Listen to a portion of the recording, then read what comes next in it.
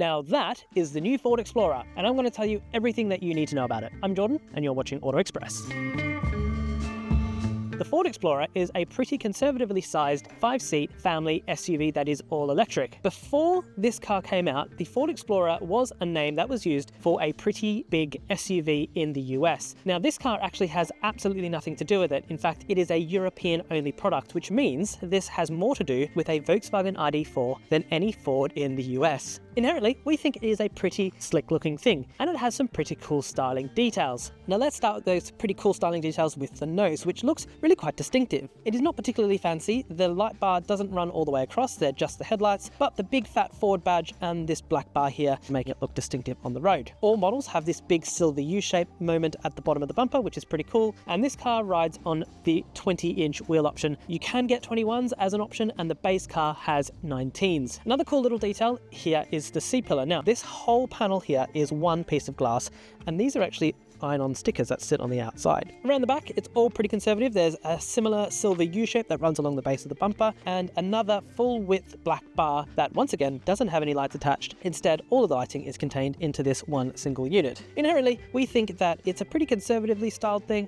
but definitely more resolved than the Volkswagen ID.4. Ford has also put quite a lot of effort into the interior, which looks quite different to the Volkswagen that we're used to. See what I'm talking about? Any notion that this car is similar to an ID.4 is completely sideswiped in here. It is completely different, both in its dashboard architecture and all of its tech. If you actually look at it, it is a pretty slick looking cabin. That grey section that you see on the door cards and that main dashboard, that is static. You cannot change that, but it does lighten up what is essentially a pretty slick and simple cabin. As you can see, there is also a main driver's display in front of the steering wheel. Again, we'll get into that in a little bit, but what's really cool is this little bench top, or dash top speaker I should say, that is kind of like a sound bar that's mounted right on top. Now that is standard across the range, but of course the B&O sound system is only something that is on the high spec cars. Now the whole cabin is dominated by this enormous 14.6-inch screen that houses pretty much all of the main functions. If we look down here, there is a volume switch and a volume control and also a parking camera mode, but aside from that,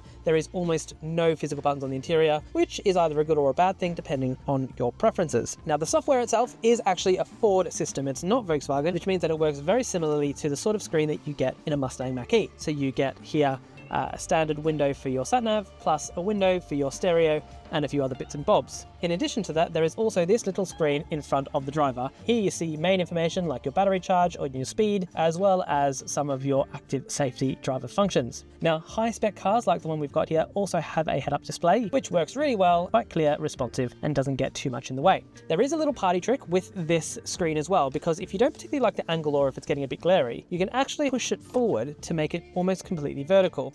It also unlocks a little bit of extra storage space down there, but there is also main storage for your phone here, including a wireless charger, plus a couple of cup holders, and a very generously sized center console that goes all the way down to the floor. Things aren't all dandy though, let's be honest, because there are a few compromises when it comes to materials. Now, generally speaking, everything feels quite solid. There is nice soft touch plastics on the doors and the dash top and everything like that. As you can see, the glove box opens below that section, which is a little bit annoying, but there is this fake carbon weave that we are all very bored of that is a strange inclusion, let's be honest, on what is essentially a very heavy EV SUV, which is also here along the dash top. Now, the dash top itself is also quite hard plastic, which is unfortunate considering it is not a cheap car necessarily. The seats, as you can see here, they are finished in a Sensotech sort of leather-like material. We generally find them very comfortable, and they also have a heating and massage function depending on your trim. This car also has a panoramic roof, which helpfully lightens up the rear, which actually is a little dark, but generally speaking, space in here is very good. Did you know that you can sell your car through Auto Express? With decades of trusted reviews and advice behind us, you can sell your car with confidence knowing that we'll know what makes it so valuable. No nonsense, just unrivaled expertise. Get an honest valuation by following the link in the description below. Alright, into the back seat, and I'm quite short, which means that behind my driving position there is plenty of space, but even in a normal position there is loads of room back here. The glass roof also does mean that there's pretty good headroom as well, and because there's a complete flat floor, you will fit 3 abreast fairly easily. However, shoulder room might be a little bit limited because inherently this is not a particularly wide car. Visibility from back here is not so bad. The windows are of a decent size, and there are even these cute little quarter lights, but generally speaking, all good. Okay, it's time to talk boot space, and this being a pure 5-seater means that the boot is pretty big. As you can see here, it's a nice square space. It's got a pretty good load floor with not too much of a lip, as you can see here, and there is even some space underneath for the charging cables, which is very, very handy. Now the seats are split 40-60, but as you can see, there is a ski hatch between if you wish to do long ski trips. That will be a little bit difficult considering the charging situation, but we'll get to that in a bit. You'll also notice that there's no traditional parcel shelf. Instead, there is a boot lid mounted parcel shelf here that is kind of flexible, sort of gets in the way, but is a pretty good space-saving alternative. Let's give you a quick rundown as for this car's tech spec. Entry-level cars come with a 52 kilowatt-hour battery pack with a single motor mounted on the rear wheels that has 167 brake horsepower. It'll get between 220 and 230 miles from a charge and has up to 145 kilowatt charging when you need to top that up. Above that sits a 282 brake horsepower long-range single motor car that has a 77 kilowatt-hour battery pack and can get between 375 and 350 miles. Now that there is our preferred choice, generally speaking. It gives you a good balance between good range and good performance. That rear motor is also quite significantly more powerful, which does wonders for this car's on-road feel, but weirdly, the charging rate is slightly lower than that of the smaller battery at 135 kilowatts. Top of the range though is this one here, which is a 79 kilowatt-hour battery pack that powers a dual motor setup. Now that is the same upgraded battery pack that you'll find in cars like the ID4 GTX. That means that you've got a combined power of 335 brake horsepower and you'll get around 330 miles of range. So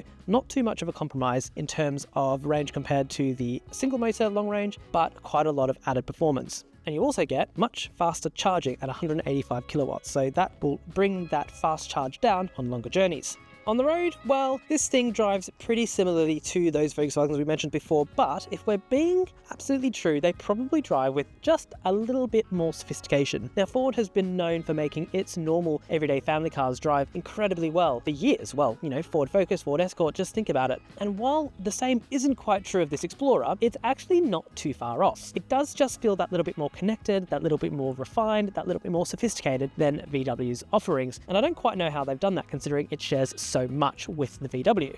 And this neatly brings us to our general consensus of the Ford Explorer, because at the price point it's at, it should really have a heat pump as standard. The long range is very impressive, but if it's dependent upon it, well, that's where our issues lie. The general consensus though is that this car looks pretty good, has good tech, and drives fairly well as well. So if you're in the market for an EV of this sort of size, this is not a bad option. Just make sure you don't spend too much money on it.